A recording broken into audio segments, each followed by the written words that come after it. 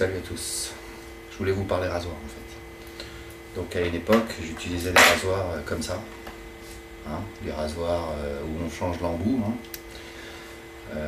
J'avais un Gillette Vector quelque chose, je me rappelle plus trop.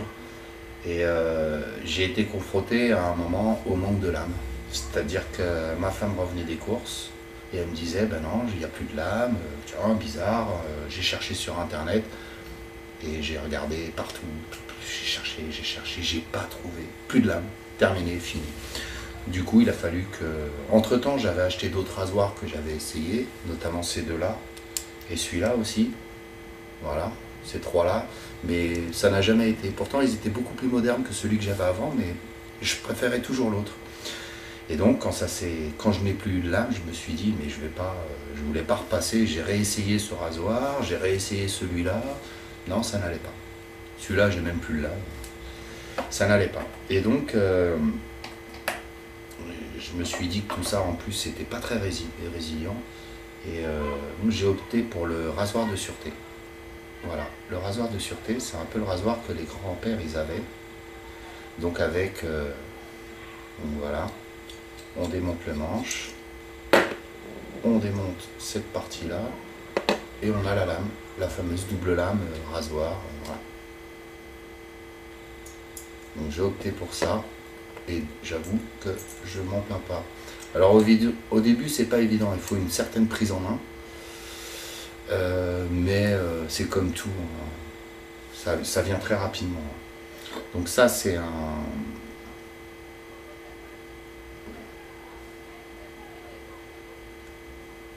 Alors celui-là c'est de la marque Mercure. Et donc il y en a un pour ma femme, pareil, Mercure. Et un pour mon fils, qui est aussi de la marque Mercure.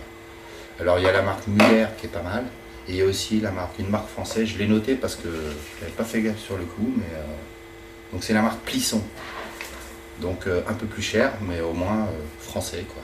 Donc si vous voulez acheter français, ben Plisson. Voilà. Au niveau des lames, j'ai été sur Amazon. Bon, alors les rasoirs, je les ai achetés sur Rasage Classique. Et pour les lames, par contre, vu que sur Rasage Classique c'était assez cher, j'ai été sur Amazon et les 100 lames, donc les 10 boîtes comme ça, hein, les 10 boîtes comme ça, c'était 30 €. J'en ai commandé 400 en tout, 400 lames. J'ai 400 lames. Donc 400 lames, j'ai calculé que ça faisait plus de 30 ans de rasage. Les 400 lames sont là. C'est-à-dire que le rasoir, le mien, c'est 40 €. Les 10 boîtes de 10 lames, c'est 30 €. Ça m'a coûté 160 €, 40 plus 120, 160 €. Et je suis complètement indépendant, résilient au niveau du rasage. Voilà. Et tout ça, j'ai mis ça dans une boîte. Ça, c'est des jetables. Les quelques lames que j'avais d'avance que j'ai même pas utilisées, ben, pourquoi pas pour du troc, par exemple. Donc j'ai stocké les lames dans une boîte en plastique avec...